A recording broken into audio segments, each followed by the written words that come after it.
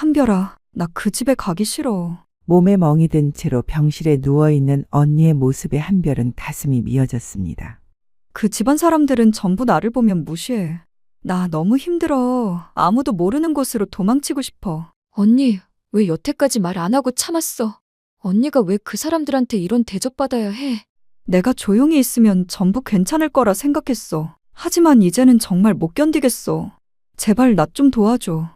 소연이 흐느끼며 말하자 한별의 마음속에 차가운 분노가 치밀어 올랐습니다. 언니를 이렇게 만든 그 사람들 절대 그냥 두지 않겠어. 오늘의 이야기는 쌍둥이 언니를 위한 동생의 복수입니다. 시작 전 구독 부탁드립니다. 한소연은 결혼 전까지만 해도 작은 카페에서 아르바이트를 하며 살아가고 있었습니다. 부모님은 일찍 돌아가셔서 걔를 꾸려나가기도 벅찬 상황이었습니다. 쌍둥이 동생 한별이 대학에 진학할 때 소연은 당연하듯 자신의 몫을 포기했습니다. 언니, 미안해. 내가 취업해서 나중에 언니 대학 보내줄게. 소연은 씁쓸하게 웃으며 동생의 머리를 쓰다듬었습니다. 괜찮아. 나는 공부보다 다른 재능이 있나 봐. 소연은 어릴 때부터 동네에서 소문날 정도로 예뻤습니다. 카페에서 일할 때도 단골들이 그녀를 보러 오는 경우가 많았고 길을 걸으면 남자들의 시선이 자연스럽게 따라왔습니다. 소연아, 너 정말 연예인 해봐야겠다. 이렇게 예쁜데 왜 카페에서 일하고 있어? 친구들이 농담 반 진담 반으로 하는 말이었지만 소연은 현실을 알고 있었습니다. 예쁜 얼굴만으로는 먹고 살 수 없다는 것을. 그런 소연에게 전환점이 찾아온 것은 지인의 소개팅이었습니다. 소연아, 이번 남자 정말 괜찮아. 사업도 잘 되고 돈도 많아. 결혼 후 소연은 시댁에 들어가 신혼생활을 시작했습니다. 처음 몇 달은 나름대로 행복했습니다. 도연은 아내에게 잘해주려고 노력했고 소연도 현모양처가 되기 위해 최선을 다했습니다. 하지만 시댁 식구들과의 관계는 점점 악화되었습니다. 소연아, 너는 대학 안 나와서 모르겠지만 말이야. 시어머니는 대화를 시작할 때마다 이런 식으로 말했습니다. 처음에는 아기가 없는 말인 줄 알았지만 점점 그것이 의도적인 것임을 깨달았습니다. 새언니, 회사 격리 업무 좀 도와줄 수 있어? 아, 그런데 숫자 계산 같은 거 어려우려나? 하긴 고졸이 하긴 좀 어렵겠다. 내가 괜한 걸 물어봤네. 신경 쓰지 마. 하영도 마찬가지였습니다. 겉으로는 부탁하는 척하면서도 소연의 학력을 은근히 비하하는 말을 자주 했습니다. 그래도 소연은 참았습니다. 도연이 자신을 사랑한다고 믿었고 시간이 지나면 시댁 식구들도 자신을 인정해 줄 것이라고 생각했습니다. 여보, 저 오늘 도서관에 가서 공부 좀 해볼까 해요. 회사 일도 좀 도와드릴 수 있을 것 같아서요. 소연이 조심스럽게 말하자 도연은 고개를 저었습니다. 그럴 필요 없어. 너는 집에서 살림만 잘하면 돼. 회사 일은 복잡하니까. 도연의 말에는 배려가 담겨 있었지만 소연은 뭔가 서운함을 느꼈습니다. 자신도 뭔가 의미 있는 일을 하고 싶었는데 그저 집에서 기다리는 역할만 하라는 것 같았습니다. 다른 집 며느리들은 결혼하자마자 아이를 갖는데 시어머니의 핀자는 날이 갈수록 심해졌습니다. 소연은 그럴 때마다 자신이 부족한 사람인 것 같아서 위축되었습니다. 도연도 점점 변하기 시작했습니다. 신혼 초기의 다정함은 사라지고 아내를 대하는 태도가 점점 무뚝뚝해졌습니다. 소연은 혹시 자신이 잘못하고 있는 것은 아닌지 돌아보았습니다. 집안일도 더 열심히 하고 도연이 좋아하는 음식도 더 자주 만들어 주었습니다. 하지만 그의 태도는 별로 달라지지 않았습니다. 그 무렵 하영의 태도는 더욱 노골적으로 변했습니다. 회사에서 중요한 업무를 담당하면서 점점 자신감을 얻게 된 그녀는 소연을 대할 때 마치 하인을 대하는 것처럼 행동했습니다. 새언니, 이거 좀 치워줘. 아, 그리고 차 한 잔 타다 줄 수 있어? 집에만 있으면 심심하지 않아? 언니는 좋겠다. 매일 집에서 뒹굴뒹굴 먹고 놀아도 되니까 나도 새언니처럼 매일 놀고 싶다. 아이도 낳지 못하고 학력도 없고 특별한 재능도 없는 자신이 한심해 보였습니다. 그런 소연을 보며 도연은 점점 차가워졌습니다. 신혼 초기의 다정함은 완전히 사라지고 아내를 대하는 태도가 점점 무례해졌습니다. 그렇게 소연은 결혼 생활 내내 시댁 식구들의 무시와 차별 속에서 점점 작아져갔습니다. 그 누구도 그녀의 마음을 헤아리지 않았고 그녀 자신도 점점 자신의 존재 가치를 잃어가고 있었습니다. 그날 밤도 다르지 않았습니다. 민도연은 평소보다 늦은 시간에 집에 들어왔습니다. 현관문이 거칠게 열리는 소리에 소연은 거실에서 고개를 들었습니다. 남편의 얼굴은 술로 인해 빨갛게 달아올라 있었고 걸음걸이도 불안정했습니다. 여보, 술을 왜 이렇게 많이 먹었어요? 물 좀 가져다 드릴게요. 소연이 조심스럽게 일어서며 말했지만 도연은 소파에 털썩 주저앉으며 혀를 찼습니다. 물은 무슨? 아, 진짜 짜증나. 평소와 다른 거친 말투에 소연은 당황했습니다. 도연은 냉정하기는 했지만 이렇게 노골적으로 짜증을 내는 일은 거의 없었습니다. 무슨 일 있으셨어요? 회사에서 힘든 일이라도. 회사? 회사는 무슨? 도연은 비웃듯 고개를 저었습니다. 오늘 대학 동기들과 만난 자리에서 벌어진 일이 머릿속을 맴돌았습니다. 야, 도연아, 너 결혼한 지 벌써 몇 년이냐? 애는 언제 낳을 거야? 그러게 말이야. 아내분이 그렇게 예쁘다더니 아직도 둘만의 시간을 즐기고 있나? 친구들의 농담 섞인 말에 도연은 어색하게 웃을 수밖에 없었습니다. 더 당황스러운 것은 그 다음이었습니다. 아, 맞다. 내 아내 대학 어디 나왔다고 했지? 그게 설마 고졸인가? 요즘 시대에 그런 여자랑 결혼했다고? 친구들의 시선이 일순간 달라지는 것을 느낀 도연은 얼굴이 화끈거렸습니다. 결혼 초기에는 소연의 학력 같은 것은 중요하지 않다고 생각했지만 이런 자리에서는 어쩔 수 없이 부끄러움을 느꼈습니다. 야, 그래도 얼굴이 예쁘면 되는 거 아냐? 부럽다, 부러워. 한 친구가 분위기를 바꿔보려 했지만 도연은 이미 기분이 상해 있었습니다. 평소에는 별로 신경 쓰지 않던 일들이 술자리에서는 유독 부끄럽게 느껴졌습니다. 야, 너 때문에 내가 얼마나 창피한지 알아? 갑작스러운 도연의 말에 소연은 눈이 휘둥그레졌습니다. 네? 제가 뭘 잘못했나요? 뭘 잘못했느냐고. 아, 정말? 도연은 머리를 감싸 쥐었습니다. 술이 깨면서 오히려 화가 더 치밀어 올랐습니다. 친구들이 내 얘기 할 때마다 내가 얼마나 부끄러운지 알아. 대학도 안 나온 여자랑 결혼했다고 뒤에서 뭐라고 할지. 소연은 가슴이 내려앉는 것을 느꼈습니다. 그동안 애써 무시하려 했던 자신의 콤플렉스를 남편이 정면으로 찌른 것 같았습니다. 여보, 저도 모르는 게 아니에요. 하지만 제가 어떻게. 어떻게? 그럼 애라도 낳으면 되잖아. 다른 집 여자들은 다 애 낳고 사는데 너는 집에서 대체 뭐 하는 거야? 빈대야, 빈대. 도연의 목소리가 점점 커졌습니다. 평소 쌓여있던 불만이 술의 힘을 빌려 터져나오고 있었습니다. 제가 원해서 안 되는 게 아니에요. 저도 아이를 원해요. 소연의 목소리가 떨렸습니다. 그동안 아이 때문에 받은 스트레스와 시댁에서의 압박이 한꺼번에 떠올랐습니다. 원한다고? 그럼 왜 안 되는 거야? 다른 여자들은 다 되는데. 그런 식으로 말하지 마세요. 저도 힘들어요. 소연이 처음으로 목소리를 높였습니다. 그동안 참아왔던 모든 것들이 한계에 다다른 것 같았습니다. 힘들다고. 네가 왜 힘들어 집에만 있는데. 도연은 일어나서 소연을 내려다보았습니다. 술에 취한 그의 눈빛은 평소와 완전히 달랐습니다.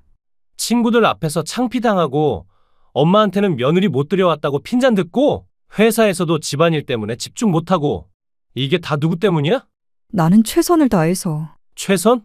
그게 최선이야? 도연의 목소리가 더욱 거칠어졌습니다. 술에 취한 그는 이제 완전히 자제력을 잃고 있었습니다. 대학도 안 나오고 아이도 안 낳고 그럼 대체 뭘 할 줄 아는 거야? 그 말에 소연은 마음이 무너지는 것을 느꼈습니다. 그동안 남편이 자신을 이렇게 생각하고 있었다는 것이 충격적이었습니다. 왜 그렇게 말해요? 저도 사람이에요. 사람? 도연은 비웃으며 고개를 저었습니다. 그 순간 소연은 참았던 감정이 폭발했습니다. 저한테 왜 이래요? 제가 뭘 잘못했다고. 소연이 일어서며 맞서자 도연은 더욱 화가 났습니다. 평소 순종적이던 아내가 자신에게 대드는 것이 못마땅했습니다. 지금 나한테 대들어? 감히? 대든 게 아니라 억울해서 그래요. 저도 열심히 살고 있어요. 열심히? 집에서 빈둥거리면서 열심히라고? 도연은 점점 흥분했습니다. 술과 화가 뒤섞여 이성을 잃어가고 있었습니다. 이런 식으로 살 거면 왜 결혼했어? 그 말에 소연은 눈물이 났습니다. 남편의 입에서 이런 말이 나올 줄은 몰랐습니다. 여보, 제발 술 깨고 얘기해요. 소연이 다가가려 하자 도연은 짜증스럽게 손을 휘둘렀습니다. 가까이 오지 마. 보기 싫어? 그 순간 도연의 손이 소연의 어깨를 거칠게 밀었습니다. 예상치 못한 힘에 소연은 균형을 잃었습니다. 여보, 소연이 뒤로 넘어지면서 머리가 거실 테이블 모서리에 부딪혔습니다. 둔한 소리와 함께 소연은 바닥에 쓰러졌습니다. 도연은 순간 정신이 번쩍 들었습니다. 아내가 바닥에 쓰러져 있고 머리에서 피가 흘러나오고 있었습니다. 소연아? 소연아. 하지만 소연은 의식을 잃은 상태였습니다. 도연은 당황해서 어쩔 줄 몰랐습니다. 급히 전화를 걸어 응급실로 실려간 소연은 머리에 몇 바늘을 꿰매고 나서야 의식을 되찾았습니다. 환자분, 정신 드셨어요? 여기 병원이에요. 간호사의 목소리에 소연은 천천히 눈을 떴습니다. 하얀 천장과 소독약 냄새가 병원임을 알려주었습니다. 언니, 익숙한 목소리에 소연은 고개를 돌렸습니다. 쌍둥이 동생 한별이 침대 옆에 앉아 있었습니다. 한별의 눈은 빨갛게 충혈되어 있었습니다. 한별아, 소연이 힘없이 말하자 한별은 참았던 눈물을 흘렸습니다. 언니, 정말 무서웠어. 형부가 전화로 사고 났다고 해서 병원에 와보니까 이런 상태로. 한별은 언니의 머리에 감긴 붕대를 보며 더욱 눈물을 흘렸습니다. 도연은 계단에서 미끄러졌다고 거짓말을 했지만 한별은 뭔가 이상함을 느꼈습니다. 언니, 정말 계단에서 넘어진 거야? 한별아, 나 그 집에 가기 싫어. 소연의 목소리가 떨렸습니다. 그동안 혼자 견뎌왔던 모든 것들이 한꺼번에 터져나오기 시작했습니다. 그 집안 사람들은 전부 나를 보면 무시해. 나 너무 힘들어. 도망치고 싶어. 소연은 결국 울음을 터뜨렸습니다. 시어머니의 차가운 시선, 시누이의 무시 그리고 폭행까지 모든 것이 한계에 다다른 것 같았습니다. 한별은 그런 언니를 꽉 안아주었습니다. 언니의 몸이 얼마나 떨리고 있는지 느낄 수 있었습니다. 언니, 왜 여태까지 말 안 하고 참았어? 언니가 왜 그 사람들한테 이런 대접받아야 해? 한별의 목소리에도 분노가 섞여 있었습니다. 자신이 가장 아끼는 언니가 이렇게 고생하고 있었다는 것이 믿어지지 않았습니다. 내가 조용히 있으면 전부 괜찮을 거라 생각했어. 내가 조금만 참으면 시간이 지나면 나아질 거라고 생각했어. 소연은 흐느끼며 말했습니다. 그동안 자신을 달래왔던 말들이 이제는 허무하게 느껴졌습니다. 아니야, 언니. 그런 식으로 살면 안 돼. 언니는 잘못한 게 없어. 한별은 언니의 눈물을 닦아주며 말했습니다. 그 순간 한별의 마음속에는 단단한 결심이 자리 잡았습니다. 언니를 이렇게 만든 그 사람들, 절대 그냥 두지 않겠어. 언니, 이제 그만 참아. 내가 뭔가 해볼게. 한별아, 괜찮아. 그냥 이대로. 안 괜찮아. 전혀 괜찮지 않다고. 한별의 목소리에는 평소와 다른 차가운 기운이 있었습니다. 언니를 이렇게 만든 그들에게 똑같은 고통을 돌려주겠다고. 그들이 언니를 무시하고 짓밟았듯이 자신도 그들을 똑같이 무너뜨리겠다고. 병원에서 돌아온 한별은 며칠 동안 한마디 말도 없이 생각에 잠겨 있었습니다. 언니가 입원해 있는 동안 한별은 혼자 구체적인 계획을 세우고 있었습니다. 거울 앞에 서서 자신의 모습을 바라보던 한별은 가위를 들었습니다. 대학교 때부터 기르던 긴 머리카락이 바닥에 떨어졌습니다. 언니와 똑같은 단발머리로 자르고 나자 거울 속 모습이 확연히 달라졌습니다. 이제 시작이야. 한별이 차가운 목소리로 중얼거렸습니다. 언니의 옷장에서 평소 소연이 즐겨 입던 베이지색 카디건과 검은색 바지를 꺼냈습니다. 언니가 늘 매던 시계도 손목에 찼습니다. 한별은 언니의 휴대폰을 들고 통화 목록을 확인했습니다. 시어머니, 시누이 그리고 도연까지. 그들이 언니에게 어떤 식으로 말했는지 문자 내용을 하나하나 읽어보았습니다. 소연아, 오늘 저녁 7시까지 집에 와. 중요한 얘기 있어. 시어머니의 문자였습니다. 명령조의 말투에 한별은 입꼬리가 올라갔습니다. 네, 어머님. 곧 가겠습니다. 한별은 언니가 평소 쓰던 정중한 말투로 답장을 보냈습니다. 거울 앞에서 마지막으로 자신의 모습을 점검한 한별은 만족스럽게 고개를 끄덕였습니다. 외모는 완벽하게 언니와 같았습니다. 이제 남은 것은 연기뿐이었습니다. 한소연이 되자. 완벽한 한소연이. 한별은 스스로에게 말했습니다. 그동안 언니를 괴롭혔던 그들에게 똑같은 고통을 돌려주기 위해서라면 어떤 연기라도 할 수 있었습니다. 문이 열리고 시어머니가 나타났습니다. 어머, 소연아. 머리 다친 곳은 괜찮아? 시어머니는 겉으로는 걱정하는 척했지만 그 눈빛에는 안 잊고 온 시선이 있었습니다. 네, 괜찮아요. 걱정 끼쳐드려서 죄송해요. 한별은 언니가 평소 하던 대로 고개를 숙여 인사했습니다. 하지만 그 순간 한별의 마음속에는 전혀 다른 생각이 있었습니다. 걱정? 웃기네. 언니가 다쳤을 때 진짜 걱정이라도 했나. 거실로 들어가자 신우이 하영이 소파에 앉아 있었습니다. 하영은 무표정한 얼굴로 말했습니다. 언니, 머리는 괜찮아? 병원에서 뭐라고 해? 고마워, 하영아. 별거 아니래. 한별은 언니의 온화한 말투를 그대로 따라했습니다. 하지만 하영은 뭔가 이상함을 느꼈습니다. 근데 언니, 뭔가 달라 보여요. 하영이 조심스럽게 말하자 한별은 자연스럽게 웃었습니다. 달라? 뭐가? 아니, 그냥 표정이 좀 밝아 보여서요. 하영의 말에 시어머니도 소연을 다시 한번 쳐다보았습니다. 평소 위축되어 있던 며느리가 확실히 달라 보였습니다. 병원에서 쉬어서 그런가 보네. 그나저나 소연아, 앉아. 시어머니가 소파를 가리키며 말했습니다. 오늘 너한테 할 말이 있어서 불렀어. 시어머니의 말에 한별은 고개를 끄덕였습니다. 언니라면 지금쯤 긴장한 표정을 지었을 텐데 한별은 오히려 호기심 어린 눈빛을 보였습니다. 도연이가 너 때문에 많이 힘들어하고 있어. 회사 일도 제대로 못하고. 시어머니의 말에 한별은 속으로 비웃었습니다. 언니를 폭행한 것은 도연인데 오히려 언니 탓을 하고 있었습니다. 죄송해요, 어머니. 제가 더 조심했어야 했는데. 한별은 언니가 평소 하던 대로 사과했습니다. 하지만 그 목소리에는 미묘한 변화가 있었습니다. 그래, 알면 됐어. 앞으로는 도연이 기분 상하게 하지 마.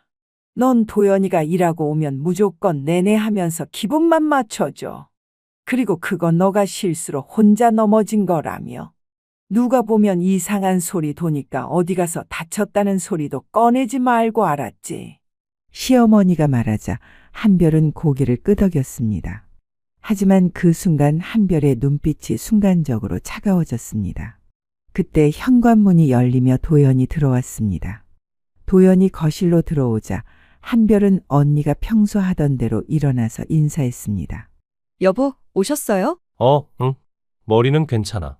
도연이 어색하게 물었습니다. 네, 괜찮아요. 걱정해주셔서 고마워요. 소연아, 너 뭔가 달라진 것 같은데?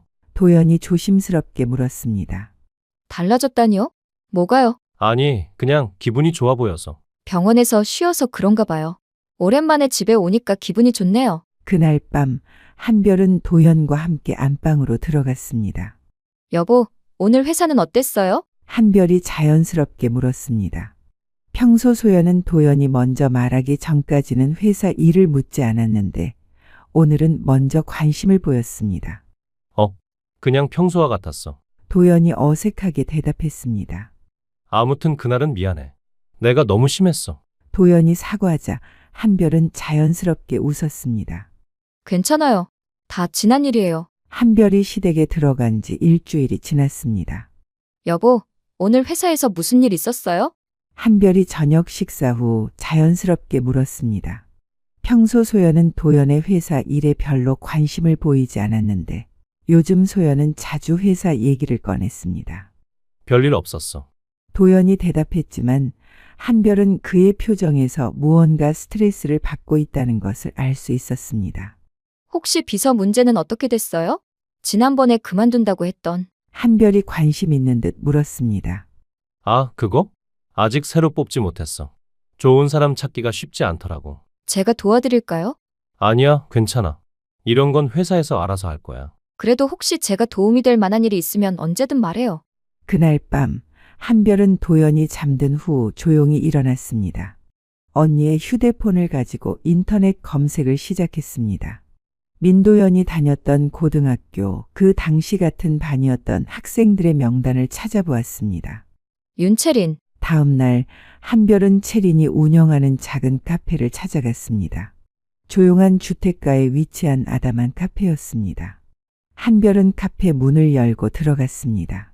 어서 오세요. 카운터에서 인사하는 여자가 바로 윤채린이었습니다. 30대 초반으로 보이는 그녀는 단정한 외모에 조용한 인상을 주었습니다. 안녕하세요. 혹시 윤채린 씨 맞나요? 한별이 조심스럽게 물었습니다. 네, 맞는데. 저를 어떻게 아시죠? 채린이 의아한 표정을 지었습니다. 민도연이라는 사람 기억하시나요? 고등학교 동급생이었던. 한별의 말에 채린의 얼굴이 순간적으로 굳어졌습니다. 민도연. 왜 갑자기 그 사람 얘기를? 채린의 목소리가 떨렸습니다. 그 이름만 들어도 고등학교 시절의 악몽이 떠올랐습니다. 왜 저를 찾아오신 건가요? 채린이 경계하는 듯 물었습니다. 제가 언니로부터 들은 얘기가 있어요.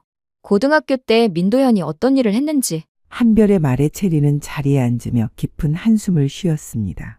언니분이 그 얘기를 하셨다고요? 그 사람은 정말 최악이었어요. 자기 아버지 빽 믿고 약해 보이는 애들 괴롭히는 게 일상이었죠. 채린의 목소리에 오랜 상처가 묻어났습니다. 저도 마찬가지였고, 그 새끼가 제일 악질이고 주동자였어요. 고등학교 졸업하고도 그 트라우마 때문에 제대로 된 직장도 못 구했어요. 사람들과 어울리는 것도 무서웠고, 겨우 이 카페나 운영하고 있는 거죠. 채린의 눈에 눈물이 맺혔습니다. 그 사람 때문에 제 인생이 망가졌어요. 걔한테 복수하는 게 제 소원이에요. 채린의 말에 한별은 손을 내밀었습니다. 그 복수, 제가 도와드릴게요. 한별의 제안에 채린은 놀란 표정을 지었습니다. 도와준다니? 무슨 말씀이세요? 저도 민도현을 무너뜨리고 싶어요. 그 사람이 제 언니에게 한 일들, 절대 용서할 수 없어요. 하지만 어떡해요? 그 사람은 지금 회사 사장이고. 채린이 의아해하자 한별은 구체적인 계획을 말했습니다. 채린 씨가 그 사람 회사에 비서로 들어가는 거예요. 비서로요? 네. 그 사람의 약점을 찾아서 무너뜨리는 거죠. 저도 모든 걸 도와드릴게요. 한별의 제안에 채린은 잠시 망설였습니다. 하지만 제가 그런 일을 할 수 있을까요? 할 수 있어요. 제가 모든 걸 준비해드릴게요. 일주일 후 채린은 민도연의 회사에 비서로 지원했습니다. 한별이 미리 도연에게 좋은 비서 후보가 있다고 넌지시 말해둔 덕분에 면접은 순조롭게 진행되었습니다. 윤채린 씨, 이력서 보니까 경력이 좋네요. 도연이 면접에서 말했습니다. 감사합니다. 최선을 다해 도와드리겠습니다. 채린은 한별이 알려준 대로 정중하면서도 차분한 태도를 보였습니다. 그런데 왜 저희 회사에 지원하셨나요? 제조업에 관심이 많았는데 특히 사장님께서 이끌어 가시는 회사의 비전이 인상적이었어요. 그런데 혹시 우리 어디서 본 적 있지 않나요? 얼굴이 낯익은 것 같은데. 도연의 질문에 채린은 순간 긴장했지만 태연하게 고개를 저었습니다. 글쎄요. 저는 처음 뵙는 것 같은데요. 채린은 자연스럽게 웃으며 말했습니다. 사실 이 이력서 자체가 한별이 조작해서 만든 것이었습니다. 학력, 경력, 심지어 추천서까지 모든 것이 완벽하게 가짜였습니다. 아, 그런가요? 제가 착각했나 보네요. 도연이 고개를 끄덕이자 채린은 기회를 놓치지 않고 적절한 아부를 했습니다. 사실 사장님 같은 분을 뵙게 되어 영광입니다. 업계에서 워낙 유명하셔서 많은 사람들이 존경하고 있어요. 채린의 말에 도연은 기분이 좋아졌습니다. 과찬입니다. 저도 아직 배울 게 많은데. 겸손하시기까지 하시네요.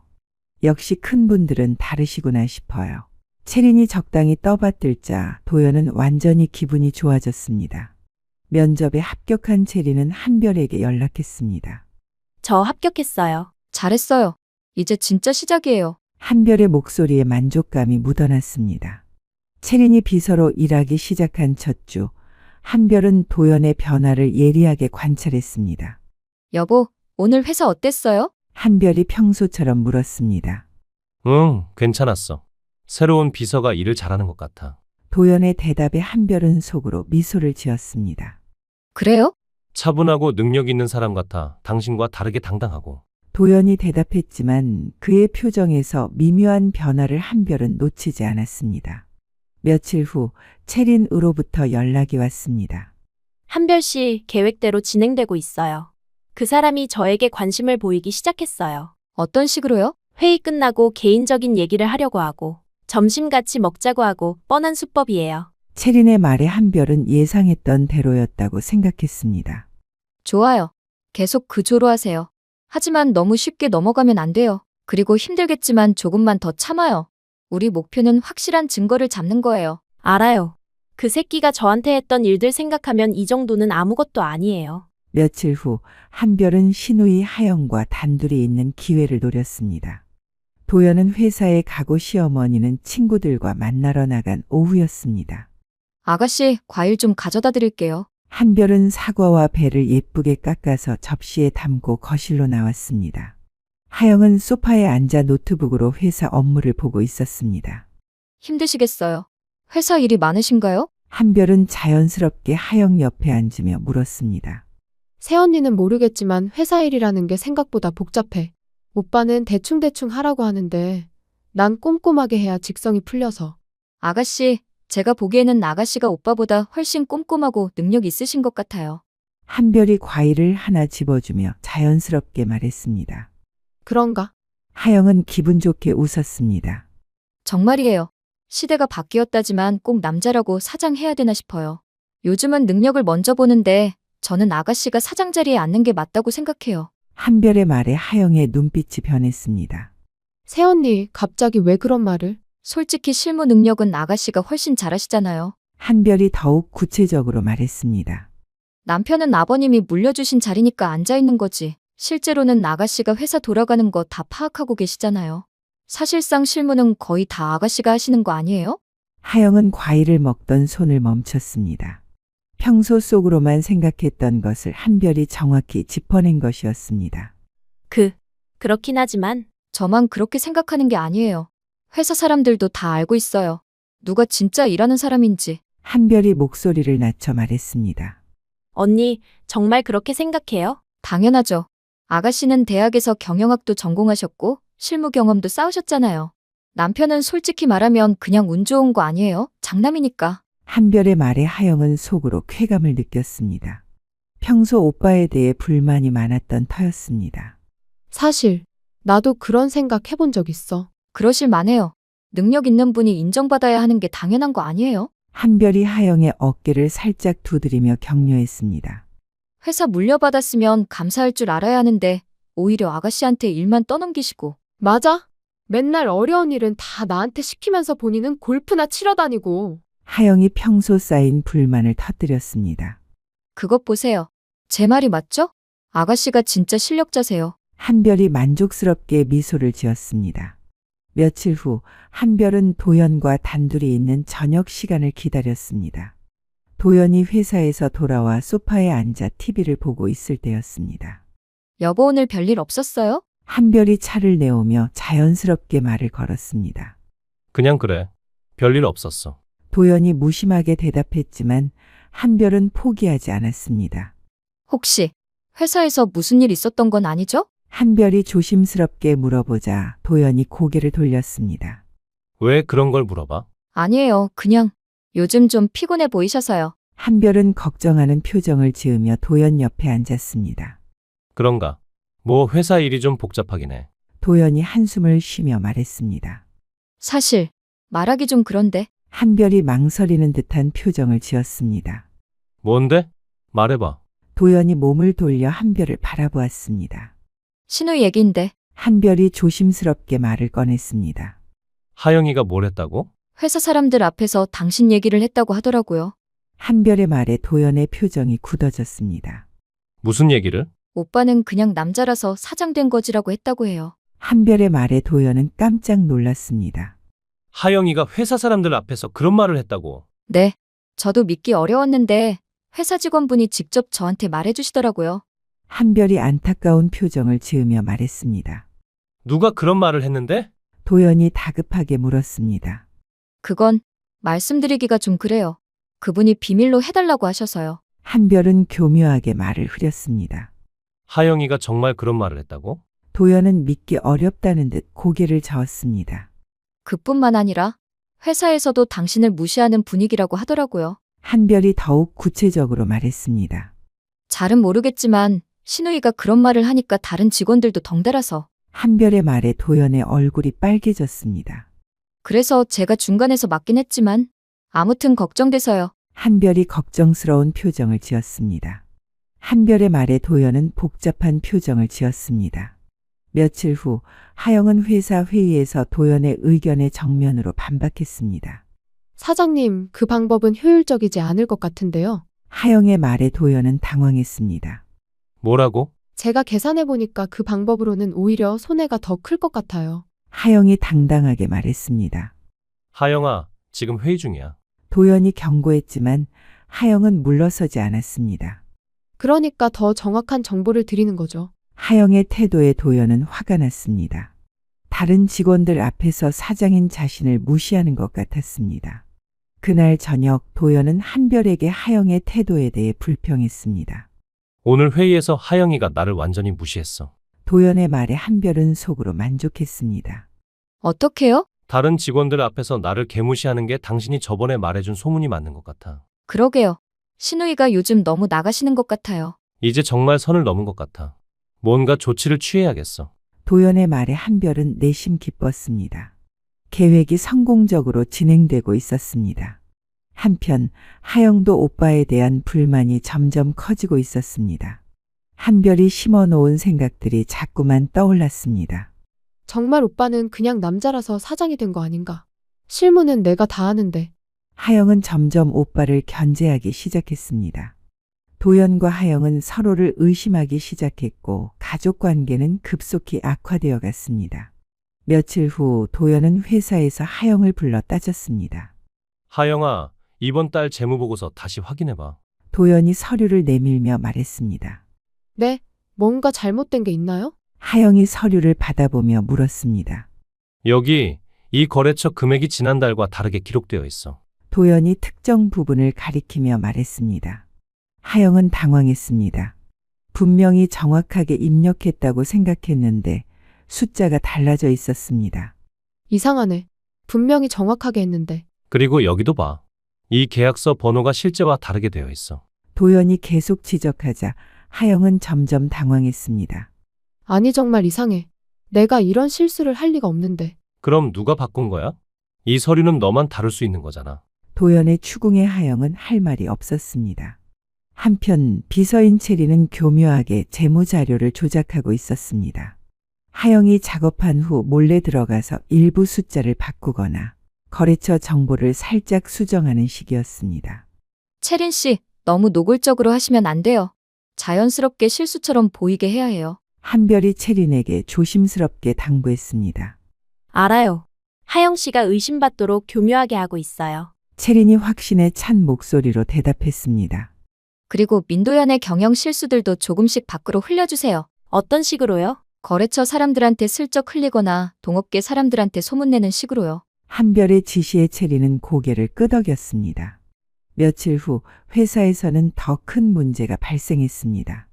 중요한 거래처와의 계약에서 금액 오류가 발견된 것이었습니다. 하영아, 당장 여기 와봐. 도연이 화를 내며 하영을 불렀습니다. 무슨 일이에요? 하영이 급하게 달려왔습니다. 이게 뭐야? 에리사 계약금이 왜 이렇게 되어 있어? 도연이 계약서를 흔들며 소리쳤습니다. 이상하네.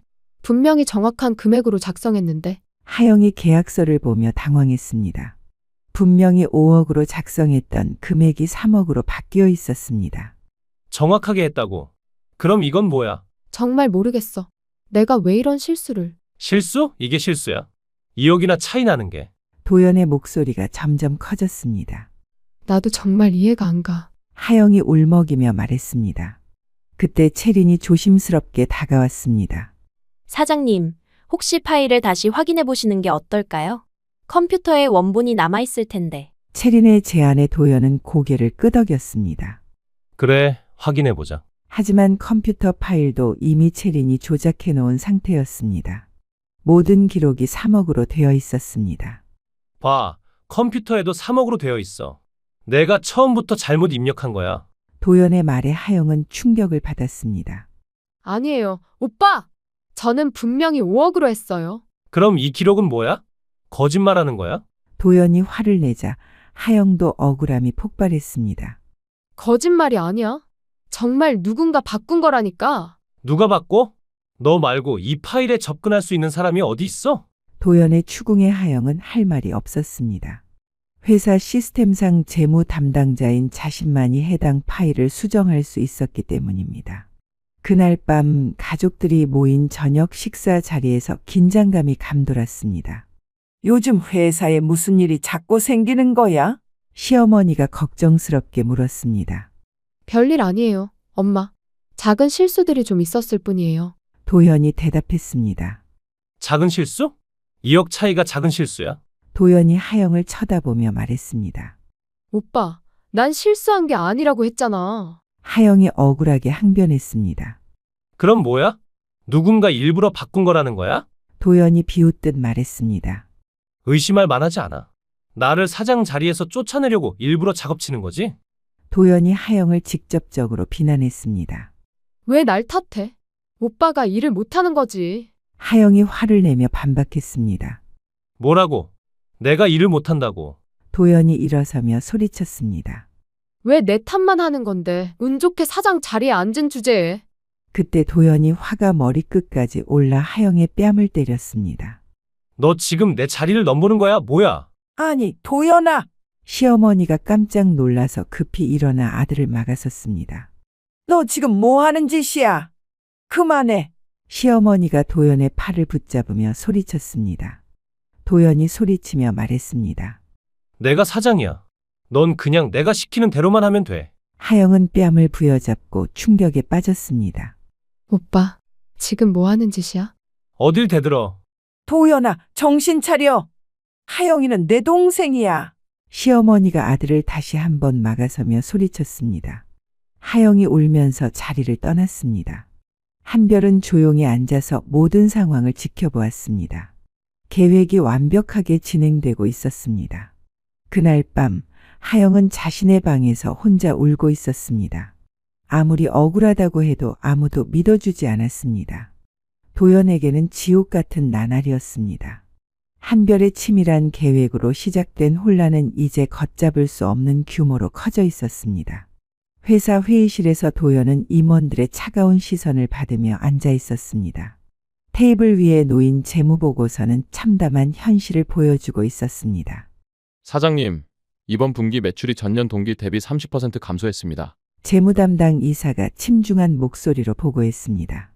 30%라고. 도연이 믿기 어렵다는 듯 물었습니다. 네, 그리고 주요 거래처 3곳이 계약을 해지했습니다. A사는 저번 계약서 오류건 때문에 신뢰를 잃었다고 하고. 이사의 말이 계속되자 도연은 머리가 어지러웠습니다. 안정적이었던 회사가 이렇게 빠르게 무너질 줄은 몰랐습니다. 경쟁사들이 우리 고객들을 빼앗아가고 있습니다. 특히 B사가 공격적으로 영업을 하고 있어요. 영업 담당 이사가 덧붙였습니다. 어떻게 경쟁사가 우리 고객 정보를 그렇게 자세히 알고 있는 거지? 도연이 의아해하자 임원들은 서로 눈치만 보았습니다. 사실 채린이 은밀하게 흘린 정보들이었지만 그 누구도 그것을 알 수 없었습니다. 그리고 사장님, 마케팅 이사가 조심스럽게 말을 꺼냈습니다. 시장에서 우리 회사에 대한 좋지 않은 소문들이 돌고 있습니다. 무슨 소문? 경영진 내부 갈등이 심하다는 얘기와 재무 관리가 엉망이라는 소문들이요. 이사의 말에 도연은 주먹을 쥐었습니다. 분명히 누군가 의도적으로 소문을 퍼뜨리고 있는 것 같았습니다. 누가 그런 소문을 내는 거야? 정확히는 모르겠습니다만 업계 전반에 퍼져 있는 상황입니다. 회의가 끝난 후 도연은 혼자 사무실에 남아 머리를 싸매고 있었습니다. 불과 3개월 전만 해도 모든 것이 순조로웠는데 지금은 회사가 무너져가고 있었습니다. 뭔가 이상해. 이렇게 많은 일이 동시에 일어날 수가 있나? 도연은 의심스러웠지만 명확한 증거를 찾을 수 없었습니다. 그때 채린이 차를 가져오며 들어왔습니다. 사장님, 차 한 잔 드세요. 많이 피곤해 보이세요. 채린의 다정한 목소리에 도연은 잠시 위안을 느꼈습니다. 요즘 들어 채린만이 자신을 진심으로 걱정해 주는 것 같았습니다. 고마워요, 채린 씨. 요즘 정말 힘들어서. 다 잘 될 거예요. 사장님이 이런 어려움을 극복 못하실 분이 아니잖아요. 아무래도 경쟁이 치열해지면서 그런 것 같아요. 솔직히 말하면 지금 제가 믿고 기댈 곳은 채린 씨밖에 없는 것 같아요. 집에서는 동생까지 힘들게 하고 회사에서는 임원들이 제 능력을 의심하고 있어요. 나 채린 씨마저 없었으면 정말 무너졌을지도 몰라. 도연이 진심 어린 목소리로 말하자 채린은 기회가 왔다고 생각했습니다. 사장님, 채린이 도연의 눈을 빤히 쳐다보며 말했습니다. 저한테는 기대셔도 돼요. 저는 사장님 비서잖아요. 채린의 눈빛에는 묘한 애정이 담겨 있었고 도연은 그 시선에 심장이 뛰는 것을 느꼈습니다. 채린 씨, 힘들 때는 혼자 견디려 하지 마세요. 제가 옆에 있잖아요. 채린이 도연의 손에 살짝 자신의 손을 올리며 말했습니다. 고마워요. 정말로. 도연은 채린의 따뜻함에 위로받는 동시에 묘한 설렘을 느꼈습니다. 채린 씨가 있어서 정말 다행이에요. 저도 사장님과 함께 일할 수 있어서 행복해요. 채린의 말에 도연은 더욱 마음이 기울었습니다. 민도현과 채린의 관계는 한별이 예상한 대로 발전했습니다. 업무상 만남이 개인적인 만남으로 이어졌고 점점 더 가까워지고 있었습니다. 한별 씨, 이제 결정적인 증거를 잡을 수 있을 것 같아요. 채린이 전화로 말했습니다. 정말요? 그 사람이 저한테 완전히 빠진 것 같아요. 오늘 호텔 가자고 하더라고요. 채린의 말에 한별은 마침내 때가 왔다고 생각했습니다. 좋아요. 모든 걸 녹음하고 사진으로 남겨두세요. 확실한 증거가 필요해요. 알겠어요. 드디어 복수할 수 있겠네요. 채린의 목소리에 기대감이 묻어났습니다. 네, 우리가 계획한 대로 되고 있어요. 민도연이 스스로 무덤을 파고 있어요. 한별이 차가운 미소를 지으며 말했습니다.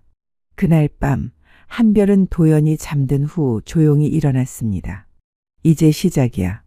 언니를 괴롭혔던 모든 것들을 똑같이 돌려받아라. 그날 저녁 채린은 만반의 준비를 하고 도연과 만났습니다. 가방 속에는 몰래 녹음하는 장치가 들어있었고 핸드폰도 언제든 촬영할 수 있게 준비해뒀습니다. 채린 씨, 오늘 정말 예뻐 보이네요. 도연이 호텔 로비에서 채린을 반기며 말했습니다. 감사해요, 사장님. 채린은 자연스럽게 웃으며 대답했지만 속으로는 역겨움을 참고 있었습니다. 호텔 객실에 들어간 후 도연은 와인을 마시며 말했습니다. 채린 씨, 당신과 이렇게 있으니 정말 행복해요. 저도 사장님과 함께 있으면 마음이 편해져요. 채린은 연기를 하며 대답했습니다. 동시에 휴대폰을 몰래 켜서 녹음을 시작했습니다. 사실 집에서는 이런 마음의 위안을 찾을 수 없어요. 아내는 너무 답답하고 지겹달까. 항상 똑같고 대화도 안 통해요. 도연이 술에 취해 솔직한 마음을 털어놓기 시작했습니다. 당신 같은 여자와는 달라요. 도연의 말을 채린은 모두 녹음했습니다. 사장님, 채린이 연기하며 도연에게 다가갔습니다. 시간이 흘러 도연이 잠든 후 채린은 조심스럽게 일어났습니다. 도연이 깊이 잠들어 있는 것을 확인한 후 휴대폰을 꺼내 셀카를 찍었습니다. 두 사람이 함께 침대에 있는 모습이 명확히 찍혔습니다. 이제 끝이야, 민도연. 채린은 속으로 생각하며 몇 장 더 사진을 찍었습니다. 도연의 얼굴이 선명하게 나오도록 각도를 조절해서 찍었습니다. 그리고 조용히 옷을 입고 호텔을 나왔습니다. 다음 날 오전 채린은 한별과 만났습니다. 둘은 조용한 카페에서 마주 앉았습니다. 한별 씨, 모든 증거를 확보했어요. 채린이 휴대폰을 내밀며 말했습니다. 녹음 파일과 사진 모두 있어요. 호텔에서 함께 있는 사진도 여러 장 찍었고요. 채린이 USB를 건네며 말했습니다. 한별이 USB를 받아들며 고개를 끄덕였습니다. 정말 고생 많으셨어요. 한별의 말에 채린은 갑자기 눈물을 흘리기 시작했습니다. 한별 씨, 너무 힘들었어요. 그 새끼 옆에 있는 게 채린이 흐느끼며 말했습니다. 고등학교 때 기억이 자꾸 떠올라서 정말 견디기 어려웠어요. 한별은 채린의 손을 잡아주며 말했습니다. 이제 다 끝났어요. 정말 수고하셨어요. 이걸로 꼭 그 새끼 얼굴도 못 들고 다니게 해주세요. 채린이 눈물을 닦으며 간절하게 말했습니다. 당연하죠. 그 사람이 우리한테 준 상처만큼 똑같이 돌려줄 거예요. 한별의 목소리에는 차가운 결의가 담겨 있었습니다. 이제 채린 씨는 회사를 그만두시는 게 좋을 것 같아요. 곧 큰일이 벌어질 거거든요. 하영과의 관계는 뺨을 때린 사건 이후로 완전히 파탄났고 시어머니도 아들의 행동에 실망감을 감추지 못했습니다. 도연아, 회사가 지금 어려운데 하영이와 화해하는 게 어때? 이럴 때일수록 너희가 더 똘똘 뭉쳐야지. 시어머니가 조심스럽게 제안했습니다. 화해라니요? 엄마는 아직도 하영이 편을 드시는 거예요? 도연이 짜증스럽게 대답했습니다. 편을 든다는 게 아니라 가족끼리 이렇게 싸우면 회사에도 좋지 않잖아. 회사 문제는 하영이 때문에 생긴 거예요. 그 애가 실수를 하지 않았다면. 도연이 여전히 하영을 탓하자 시어머니는 한숨을 쉬었습니다. 그때 계단에서 발걸음 소리가 들렸습니다. 하영이 큰 캐리어를 끌고 내려오고 있었습니다. 하영아, 어디 가는 거야? 시어머니가 놀라며 물었습니다. 이 집에서 나갈 거예요. 하영이 차가운 목소리로 대답했습니다. 뭐라고? 그리고 회사도 그만둘 거예요. 하영이 단호하게 말했습니다. 하영아, 그런 말 하지 마. 오빠랑 이야기해서.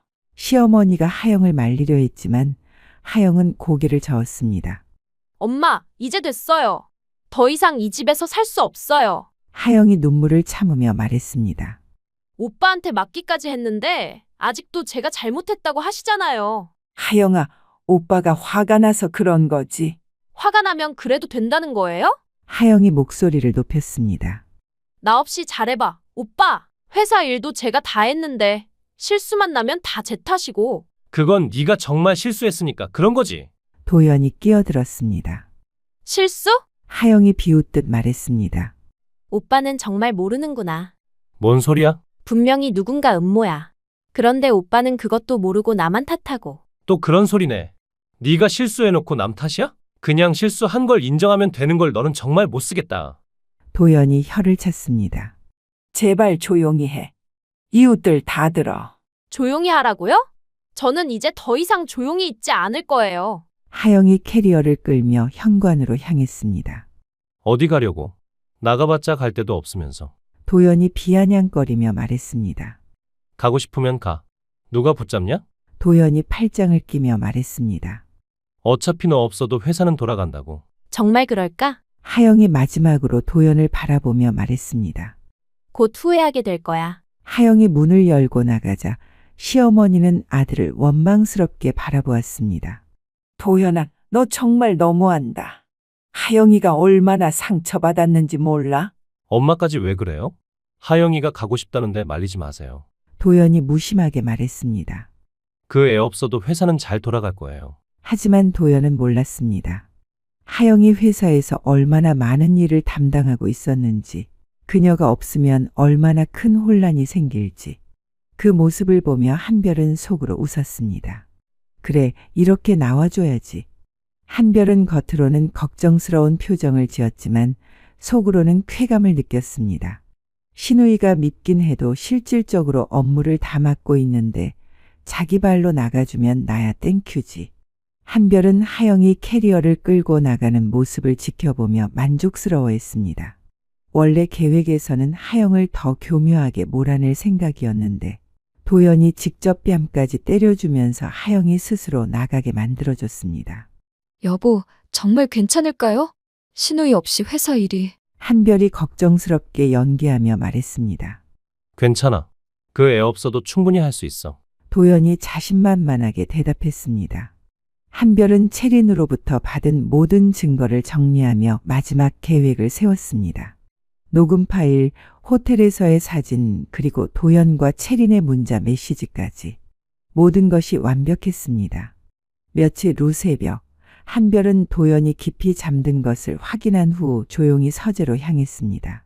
컴퓨터를 켜고 미리 준비해둔 익명 이메일 계정으로 로그인했습니다. 한별은 차가운 미소를 지으며 키보드를 두드리기 시작했습니다. 국내 중견기업 대표 민도현, 여비서와 불륜. 제목을 입력한 후 한별은 자세한 내용을 작성했습니다. 제조업체 대표 민도현이 자신의 비서와 불륜 관계를 지속해온 것으로 확인됐습니다. 첨부된 자료는 두 사람의 불륜 현장을 포착한 사진과 음성 녹취입니다. 한별은 호텔에서 찍은 사진들과 녹음 파일을 첨부했습니다.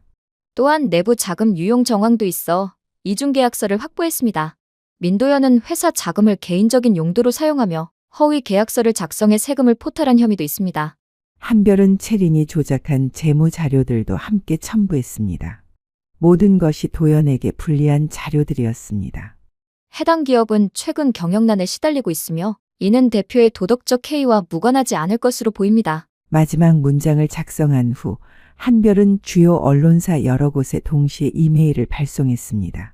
경제 전문지, 일간지, 온라인 매체까지 빠짐없이 보냈습니다. 다음 날 아침 도연은 평소와 같이 출근 준비를 하고 있었습니다. 아직 자신에게 벌어질 일을 전혀 모르고 있었습니다. 여보, 오늘도 힘내세요. 한별이 자연스럽게 격려하며 말했습니다. 오늘 늦게 들어올 거니까 그렇게 알아. 도연이 넥타이를 매며 대답했습니다. 도연이 회사에 도착한 것은 오전 9시경이었습니다. 평소와 다름없이 사무실로 향했지만 직원들의 시선이 이상했습니다. 왜 다들 그런 표정으로 쳐다보는 거지? 도연이 의아해하며 자신의 사무실로 들어갔습니다. 잠시 후 비서 대리가 급하게 뛰어들어왔습니다. 사장님, 큰일 났습니다. 뭔 일이야? 왜 그래? 도연이 놀라며 물었습니다. 인터넷 뉴스에 사장님 기사가 났어요. 비서 대리가 떨리는 목소리로 말했습니다. 무슨 기사? 도연이 컴퓨터를 켜자 비서 대리가 뉴스 사이트 주소를 알려주었습니다. 화면에 뜬 헤드라인을 본 순간 도연은 머리가 하얘졌습니다. 국내 중견기업 대표 민도연, 여비서와 장기 불륜. 뭐야, 이게? 도연이 믿기 어렵다는 듯 중얼거렸습니다. 기사를 클릭하자 더 충격적인 내용들이 나타났습니다. 호텔에서 채린과 함께 찍은 사진이 모자이크 처리되어 게재되어 있었고 녹음 파일의 일부 내용도 공개되어 있었습니다. 이게 어떻게? 도연은 손이 떨렸습니다. 더 심각한 것은 자금 유용 의혹이었습니다. 기사에는 도연이 회사 자금을 개인적으로 사용했다는 내용과 함께 허위 계약서 사진들이 첨부되어 있었습니다. 사장님, 지금 다른 언론사들도 똑같은 기사를 내보내고 있어요. 비서 대리가 다급하게 말했습니다. 뭐라고? 도연이 다른 뉴스 사이트들을 확인해 보니 정말로 모든 언론사가 같은 내용의 기사를 보도하고 있었습니다. 그때 전화벨이 요란하게 울렸습니다. 사장님, 주가가 폭락하고 있습니다. 증권사 직원의 급박한 목소리였습니다. 얼마나? 개장 후 30분 만에 20% 하락했고 지금도 계속 떨어지고 있어요. 전화를 끊자마자 또 다른 전화가 걸려왔습니다. 민도현 대표님이십니까? 하나일보 기자입니다. 불륜 의혹에 대해 한 말씀 부탁드립니다. 아니. 그건. 도연이 당황해하자 기자는 계속 질문을 퍼부었습니다. 자금 유용 의혹은 사실입니까? 회사 경영에 문제가 있다는 것인가요? 그런 건 아니고. 도연이 제대로 답변하지 못하는 사이 전화는 계속 걸려왔습니다. 모든 언론사에서 인터뷰를 요청하고 있었습니다. 사장님, 밖에 기자들이 몰려오고 있어요. 직원이 황급히 알렸습니다. 도연이 창문을 통해 밖을 내려다보니 정말로 여러 방송사 차량들이 회사 앞에 도착하고 있었습니다. 어떻게 하죠? 사장님. 비서 대리가 물었지만 도연은 아무 말도 할 수 없었습니다. 그때 회사 로비에서 소란이 일어났습니다. 기자들이 몰려들어 직원들에게 질문을 퍼붓고 있었습니다. 민도현 대표는 어디 있습니까? 불륜 의혹에 대해 어떻게 생각하십니까? 회사 경영에 문제가 있다는 게 사실인가요? 기자들의 질문 소리가 사무실까지 들려왔습니다. 사장님, 뒷문으로 피하시는 게 좋을 것 같아요. 도연은 고민할 겨를이 없었습니다. 기자들의 질문에 대답할 준비가 전혀 되어 있지 않았습니다. 알겠어. 뒷문으로 나가자. 도연은 재킷으로 얼굴을 가리고 직원들의 도움을 받아 뒷문으로 향했습니다. 하지만 뒷문에도 이미 기자들이 대기하고 있었습니다. 민도현 대표님, 한 말씀만 부탁드립니다. 불륜 의혹이 사실입니까? 카메라 플래시가 터지고 마이크가 도연을 향해 뻗어졌습니다. 저는 지금은 할 말이. 도연이 중얼거리며 재킷으로 얼굴을 더 가렸습니다. 도망가지 마시고 해명해 주세요. 그날 밤 도연은 집에 돌아와 소파에 털썩 주저앉았습니다. 한별이 다가오자 도연은 고개를 들었습니다. 소연아, 이건 정말 오해야. 나는 어떻게 그럴 수가 있어요. 소연아, 진정해. 이건 그 여자가 꾸민 일이야. 저는 당신한테 모든 걸 다 바쳤는데. 한별이 흐느끼며 말했습니다. 마치 정말로 배신당한 아내처럼 완벽한 연기였습니다. 집안일도 다 하고 저한테 잘못한 것도 다 참았는데 어떻게 다른 여자와. 그 여자가 나를 유혹한 거야. 나는 피해자라고. 피해자라고요? 그럼 호텔에 간 것도 그 여자가 억지로 끌고 간 거예요? 한별이 눈물을 흘리며 따졌습니다. 그건 그 여자가 계속 유혹해서. 나도 모르게. 나도 모르게라고요? 제가 그렇게 부족했나요? 한별이 더욱 격하게 울었습니다. 그 여자는 처음부터 나를 노린 꽃뱀이었어. 분명히 누군가 시킨 거야. 도연이 목소리를 높이며 말했습니다. 꽃뱀이면 더 나쁜 거 아니에요? 왜 그런 여자한테 넘어갔어요? 내가 넘어간 게 아니라 당한 거라고. 그럼 저는 뭐예요? 바보예요? 한별이 울면서 소리쳤습니다. 그때 안방에서 시어머니가 나왔습니다. 조용히 해. 동네방네 소문내고 싶어? 시어머니가 화를 내며 말했습니다. 어머님. 한별이 울먹이며 말하자 시어머니는 차가운 표정을 지었습니다. 남자가 사회생활하다 보면 그럴 수도 있는 거지. 넌 뭘 그런 걸로 질질 짜고 있어? 시어머니의 말에 한별은 더욱 충격을 받은 듯했습니다. 어머님, 그게 무슨 말씀이세요? 다른 집 며느리들은 이런 일로 집안을 시끄럽게 하지 않아. 조용히 넘어가는 게 현명한 거야. 시어머니가 한별을 타이르듯 말했습니다. 하지만 한별이 더 말하려 하자 시어머니가 소리를 질렀습니다. 조용히 해. 넌 빨리 가서 밥 차려. 이런 일로 집안을 엉망으로 만들지 말고. 시어머니의 차가운 명령에 한별은 눈물을 닦으며 부엌으로 향할 수밖에 없었습니다. 역시 이 집안은 끝까지 썩어 있네. 이런 반응까지 완벽해. 하지만 동시에 진짜 눈물이 흘렀습니다. 이런 집안에서 이런 취급을 받으며 참아왔을 언니를 생각하니 정말로 눈물이 났습니다. 언니는 정말로 이런 상황들을 혼자 견뎌왔던 것이었습니다. 아무도 편들어주지 않는 이 집에서 모든 잘못을 혼자 뒤집었으며 살아왔던 것이었습니다. 한별의 눈에서 연기가 아닌 진짜 눈물이 흘러내렸습니다. 복수를 위해 시작한 연기였지만 언니가 당했을 모든 순간들이 생생하게 느껴졌습니다. 언니, 정말 많이 힘들었겠다. 한별은 눈물을 닦으며 밥을 하기 시작했습니다. 스캔들이 터진 지 며칠이 지났습니다. 인터넷은 여전히 뜨거웠고 회사 주가는 바닥을 치고 있었습니다. 모든 사람들이 민도연의 사임을 예상했습니다. 이 정도 스캔들이면 당연히 사퇴할 것이라고 생각했습니다. 하지만 민도연은 사임하지 않았습니다. 월요일 아침 도연은 평소와 다름없이 정장을 차려입고 출근했습니다. 회사 앞에는 여전히 기자들이 대기하고 있었지만 그는 선글라스를 끼고 당당하게 정문으로 들어갔습니다. 사무실에 도착한 도연은 비서 대리를 불렀습니다. 오늘 일정 어떻게 돼? 사장님, 그런데 정말 괜찮으신 겁니까? 비서 대리가 조심스럽게 물었습니다. 뭐가? 언론에서 계속. 저런 루머는 하루 이틀이면 잊혀진다고. 도연이 무심하게 말하며 의자에 앉았습니다. 하지만 주가도 계속 떨어지고 투자자들도. 일시적인 거야. 곧 회복될 거라고. 내가 이 회사를 어떻게 지켰는데. 이건 아버지가 내게 준 회사야. 도연이 단호하게 말했습니다. 사장님. 언론 댓글? 잠잠해지면 끝이야. 대중들 기억력이 얼마나 짧은데. 도연의 뻔뻔함에 비서 대리는 할 말을 잃었습니다. 커피 한 잔 타와. 네, 알겠습니다. 비서 대리가 나간 후 도연은 창밖을 바라보며 생각했습니다.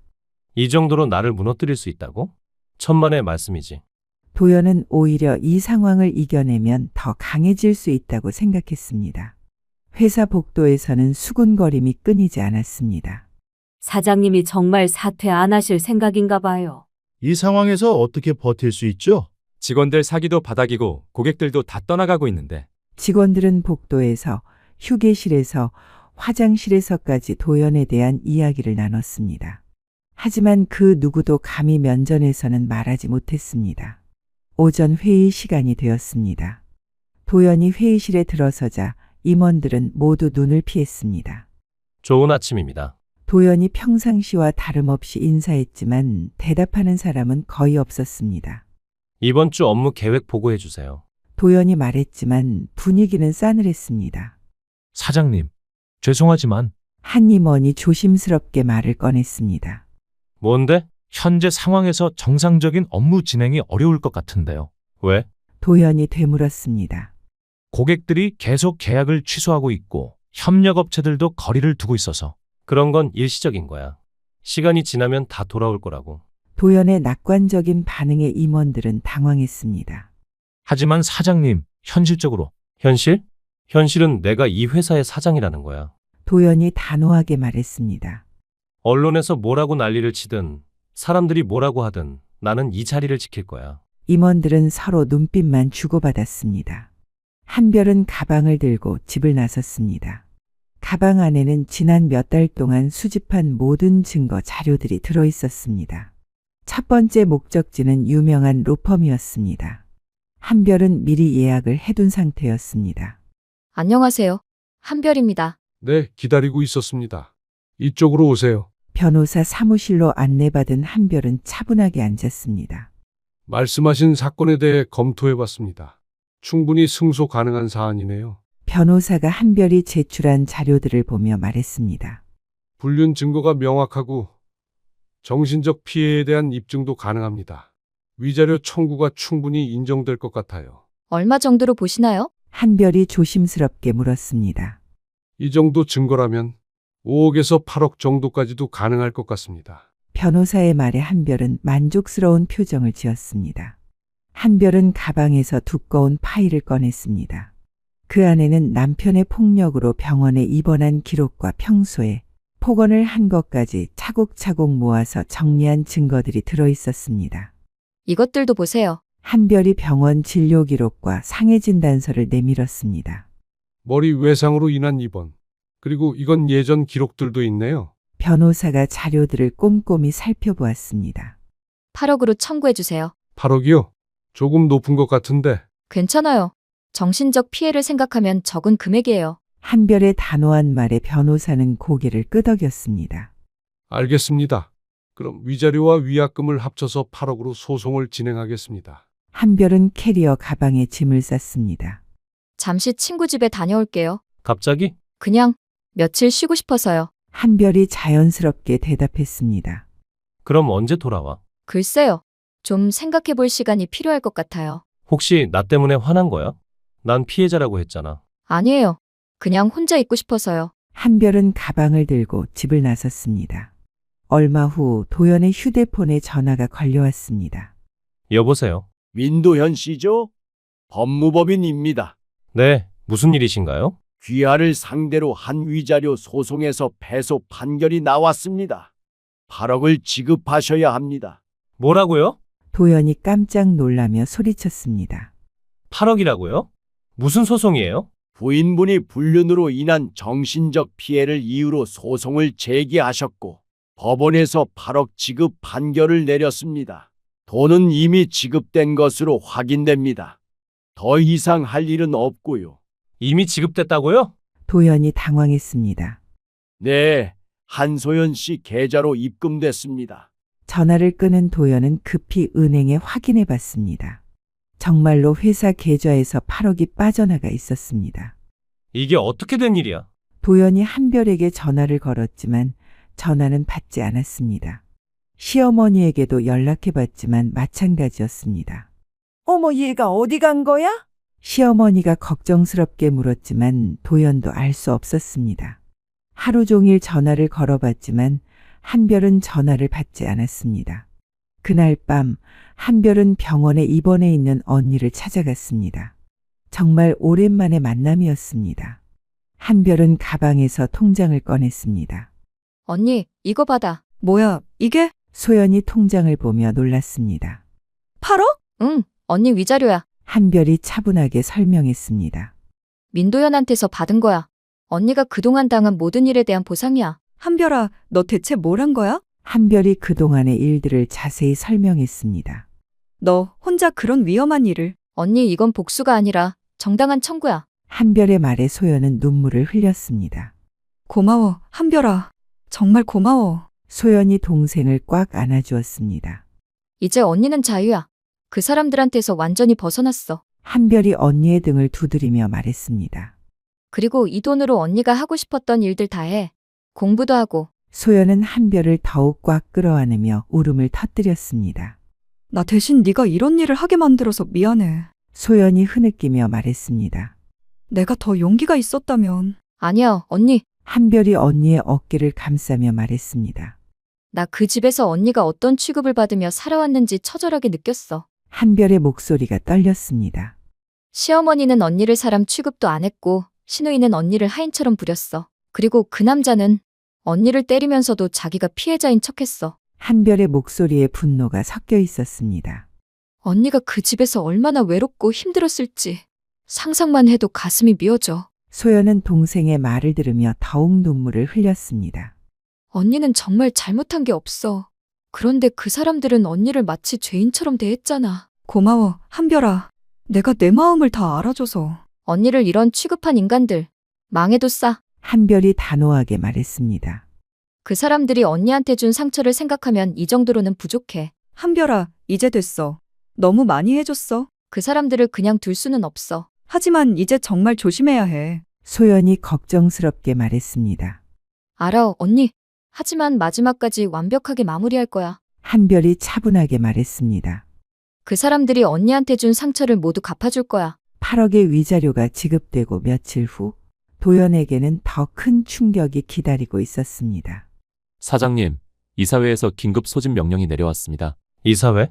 중요한 안건이 있다고 하네요. 회의실에 들어간 도연은 이사들의 차가운 시선을 느꼈습니다. 분위기가 심상치 않았습니다. 민도연 대표, 앉으세요. 오늘 이사회를 소집한 이유는 회사의 미래를 위한 중대한 결정을 내리기 위함입니다. 무슨 결정이죠? 도연이 불안한 기색을 보였습니다. 귀하의 대표직 해임에 관한 안건입니다. 뭐라고요? 도연이 벌떡 일어나며 소리쳤습니다. 최근 일련의 사건들로 인해 회사 이미지가 실추되었고 경영 상황도 악화되었습니다. 이사회는 만장일치로 귀하의 해임을 결정했습니다. 이건 말이 안 됩니다. 이 회사는 제 아버지가 물려주신 거예요. 도연이 항변했지만 이사들의 표정은 차갑기만 했습니다. 회사는 개인 소유물이 아닙니다. 주주들과 직원들을 위해 내린 결정입니다. 저는 인정하지 않겠습니다. 도연이 소리치며 회의실을 나갔습니다. 하지만 법적으로 이사회의 결정은 이미 확정된 상태였습니다. 그럼에도 불구하고 도연은 다음 날도 평상시처럼 출근했습니다. 사장님, 비서 대리가 당황하며 다가왔습니다. 이미 해임 통보가 내려왔는데. 무시해. 나는 여전히 이 회사의 사장이야. 도연이 자신의 사무실로 향했습니다. 사무실에는 여전히 그의 자리가 있었고 명패도 그대로 놓여 있었습니다. 도연은 의자에 앉아 평상시처럼 업무를 보려 했습니다. 하지만 직원들은 그를 마치 유령처럼 취급했습니다. 저기, 사장님 또 오셨네요. 와, 진짜 뻔뻔하다. 사이코패스 아니야? 그냥 모른 척하는 게 나을 것 같아요. 복도에서 직원들의 수군거림이 들렸지만 도연은 들은 척하지 않았습니다. 언젠간 다시 기회가 올 거야. 사람들은 원래 빨리 잊으니까. 도연은 속으로 생각하며 자신을 위로했습니다. 며칠 동안 이런 상황이 계속되었습니다. 도연은 매일 출근했지만 아무도 그를 상대해주지 않았습니다. 그러던 어느 날 경비실에서 연락이 왔습니다. 곧 새로운 사장님이 오시니까 자리를 비켜주세요. 경비원이 조심스럽게 말했습니다. 뭐라고? 내가 왜 자리를 비켜줘야 해? 도연이 화를 내며 소리쳤습니다. 하지만 이사회에서 공식적으로 나는 인정하지 않는다고. 도연이 책상을 치며 소리쳤지만 경비원은 단호했습니다. 죄송합니다. 지시 사항이라서요. 결국 경비원 2명이 와서 도연을 강제로 끌어냈습니다. 손 떼? 손 떼라고. 이 회사는 내 아버지가 준 거야. 도연이 건물을 향해 소리쳤습니다. 누가 누구 보고 나가라고 하는 거야? 도연이 저항했지만 경비원들은 그를 건물 밖까지 끌고 나갔습니다. 퍽! 도연은 건물 앞 계단에 버려지듯 던져졌습니다. 다시는 허가 없이 건물에 들어오지 마세요. 경비원이 차가운 목소리로 말하고 들어갔습니다. 도연은 바닥에 앉은 채로 어이없다는 표정을 지었습니다. 지나가는 사람들이 그를 쳐다보며 수군거렸습니다. 저기, 뉴스에 나온 그 사람 아닌가? 맞는 것 같은데. 불륜 터진 그 사장. 어떻게 저렇게 됐을까? 사람들의 시선과 수군거림에 도연은 화가 났습니다. 뭘 봐? 도연이 지나가는 사람들에게 소리쳤습니다. 하지만 사람들은 더욱 수군거리며 지나갔습니다. 도연은 무너진 자존심을 감추려고 정장을 털고 일어났습니다. 하지만 그의 모습은 이미 초라하기 그지없었습니다. 도연이 계단을 올라가려 하자 경비원이 다시 나타났습니다. 사장님, 안 된다고 했잖아요. 사장님이 아니라 전 사장님이죠. 근처에 있던 직원 하나가 중얼거렸습니다. 나는 아직 사장이야. 그리고 너 이름 뭐야? 넌 당장 해고야? 도연이 소리치자 직원들은 웃음을 참으며 그 모습을 몰래 휴대폰으로 찍기 시작했습니다. 저기 봐, 저 사람 진짜 정신없네. 불륜 터지고 쫓겨난 주제에 아직도 저러고 있어. 그의 모습은 이미 모든 권위를 잃은 채 말만 큰 소리치는 초라한 중년 남자에 불과했습니다. 그때 멀리서 이 모습을 지켜보는 사람이 있었습니다. 바로 채린이었습니다. 드디어 저 새끼도 이런 날이 왔구나. 채린의 눈에는 복수의 만족감이 가득했습니다. 고등학교 시절 자신을 괴롭혔던 그 오만한 민도연이 이제는 건물에서 쫓겨나 길거리에서 소리 지르는 처량한 모습이 되어 있었습니다. 한별 씨가 정말 해냈네. 채린은 한별에게 감사한 마음이 들었습니다. 혼자서는 절대 할 수 없었을 복수를 완벽하게 이뤄낸 것이었습니다. 한별 씨, 저는 혼자 할 수 없었던 일이에요. 이제야 그때의 아픔을 조금이나마 치유한 것 같아요. 고맙습니다. 채린은 속으로 생각하며 눈물을 흘렸습니다. 고등학교 시절 민도현에게 당했던 모든 굴욕과 상처가 이제야 조금 아물어가는 것 같았습니다. 이제 정말 끝났구나. 한때 자신의 것이었던 회사 건물을 뒤돌아보며 믿을 수 없다는 표정을 지었습니다. 이게 현실일 리가 없어. 분명히 악몽일 거야. 하지만 도연의 몰락은 이제 돌이킬 수 없는 것이 되어버렸습니다. 회사에서 쫓겨난 후 도연의 자존심은 완전히 무너져 버렸습니다. 설상가상으로 빚 때문에 집까지 팔아야 했습니다. 이런 곳에서 어떻게 살라고. 도연은 월세 50짜리 작은 원룸을 바라보며 절망했습니다. 한때 넓은 아파트에서 살던 자신이 이런 곳에 살게 될 줄은 꿈에도 몰랐습니다. 내가 왜 이렇게까지 몰락한 걸까? 도연은 매일 이런 생각을 하며 술로 하루를 마감했습니다. 소주 한 병이면 잠시라도 현실을 잊을 수 있었습니다. 그날도 평소와 같이 도연은 취해 비틀거리며 집 앞 슈퍼에 소주를 사러 나갔습니다. 그때 가로등 아래 익숙한 뒷모습이 눈에 들어왔습니다. 소연. 도연이 부르자 그 사람이 천천히 돌아보았습니다. 분명히 소연의 얼굴이었지만 뭔가 다른 느낌이었습니다. 너, 내가 준 위자료 챙겨서 잘 먹고 잘 살고 있냐? 도연이 술에 취한 목소리로 소리쳤습니다. 나한테 8억이나 뜯어가? 이 꽃뱀아. 길을 지나가던 사람들이 소란을 듣고 돌아보기 시작했습니다. 이거 다 네가 꾸민 일이지? 도연이 더욱 가까이 다가가며 소리쳤습니다. 그 비서년도 네가 보낸 거고 모든 게 다 네가 계획한 거 아니야? 그때 그 사람이 천천히 선글라스를 벗었습니다. 응, 형부. 차가운 목소리였습니다. 소연의 얼굴이었지만 그 눈빛은 전혀 달랐습니다. 그거 다 내가 꾸민 일이야. 도연은 순간 정신이 번쩍 들었습니다. 뭐라고? 나 한별이야. 언니 쌍둥이 동생. 한별이 차분하게 말했습니다. 네가 처제라고. 그럼 너가? 맞아. 그 집에 들어가서 형부를 망가뜨린 사람. 한별의 말에 도연은 뒤로 비틀거렸습니다. 소연은? 진짜 소연은 어디 있어? 언니는 잘 있어. 언제부터 그렇게 걱정했다고. 너 정말? 도연이 말을 잇지 못하자 한별이 한 걸음 더 다가왔습니다. 형부, 놀랐어? 그동안 나한테 속았다는 게. 너 때문에 내 인생이 이렇게 됐잖아. 형부 인생? 웃기네. 한별이 냉소적으로 웃었습니다. 형부가 언니한테 한 일들을 생각해봐. 뭘 했다고? 나는 소연이한테 잘해줬어. 잘해줬다고. 한별의 목소리가 차갑게 변했습니다. 언니를 때리고 무시하고 불륜까지 저지른 게 잘해준 거야? 그건. 그리고 그 집에서 언니가 어떤 취급을 받았는지 알아? 한별이 한 걸음 더 다가가며 말했습니다. 하인처럼 부리고 사람 취급도 안 하고. 그런 건 아니었어? 아니었다고. 내가 직접 겪어봤는데 한별이 단호하게 말했습니다. 형부네 집에서 몇 달 살면서 언니가 어떤 지옥을 겪었는지 뼈저리게 느꼈어. 도연은 할 말을 잃었습니다. 시어머니는 언니를 물건 취급했고 시누이는 언니를 하인처럼 부렸어. 그리고 형부는 언니를 때리고도 당당했지. 한별의 말에 도연은 고개를 떨구었습니다. 그래서 복수한 거야? 복수가 아니라 정당한 대가를 받은 거야. 언니가 받은 모든 고통을 형부가 고스란히 받게 한 거야. 너 정말 무서운 년이야. 도연이 떨리는 목소리로 말했습니다. 너 정말 악마야. 악마는 언니를 괴롭힌 형부야. 한별이 돌아서며 말했습니다. 잘 살아, 형부. 언니가 받은 고통만큼 고생해. 야, 서연, 아니 한별아? 도연이 소리쳤지만 한별은 뒤돌아보지 않았습니다. 너를 내가 용서하지 않을 거야. 용서? 한별이 멈춰서서 뒤돌아보았습니다. 형부가 언니한테 용서를 구했나? 형부는 용서받을 자격이 없어. 그 말을 남기고 한별은 사라졌습니다. 도연은 그 자리에 멍하니 서 있었습니다. 모든 것이 한별의 계획이었다는 충격에 정신이 혼란스러웠습니다. 내가 그년한테 당한 거야? 도연은 주저앉으며 절망했습니다.